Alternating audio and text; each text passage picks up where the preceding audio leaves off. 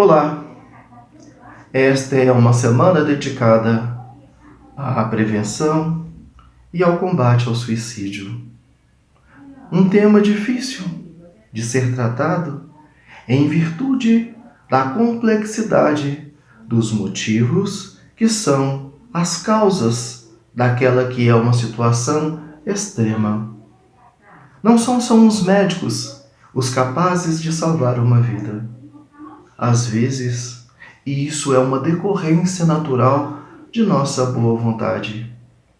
Há muitos anos atrás, eu não tinha noção do que fosse ser um atendente fraterno. Eu estava dentro de uma sala de aula e naquele dia o expositor resolveu nos contar uma história de sua vida. Ele nos relatou que era um domingo à noite, ele havia voltado de um passeio com a família, já tinham se banhado, estavam fazendo um lanche e o telefone tocou. Ele levantou-se, se deslocou para atender a ligação e, em atendendo, a pessoa perguntou se era ele a pessoa que se encontrava nas páginas amarelas do catálogo telefônico. Ao responder que sim, a pessoa relatou que ela estava no alto de um edifício, prestes a se jogar. E esse rapaz, num ápice de sensibilidade, pediu a essa pessoa que não se jogasse, porque ela ia pegar a sua máquina filmadora, ia se deslocar até o endereço em que ela estava, para que ele pudesse registrar o momento. Pediu àquela pessoa que desse a ele o endereço, e a pessoa assim o fez. Ele pegou o seu carro, se deslocou até aquele lugar, montou o seu equipamento de filmagem, tocou o interfone, acenou para a pessoa e pediu a ela que abrisse a porta para que ele pudesse, antes de começar a filmagem, fazer o registro daquela situação, porque senão a história ficaria incompleta. A pessoa abriu a porta e este professor entrou para ouvir o relato daquela pessoa. Boa vontade. Aquele gesto simplesmente de boa vontade salvou aquela vida. Porque quando você para e dá atenção àquela parte que se encontra fragilizada, você abre as portas para que a pessoa externalize, exteriorize as suas dificuldades, as suas aflições. As pessoas não querem pôr fim à vida, elas querem sim erradicar as suas dores.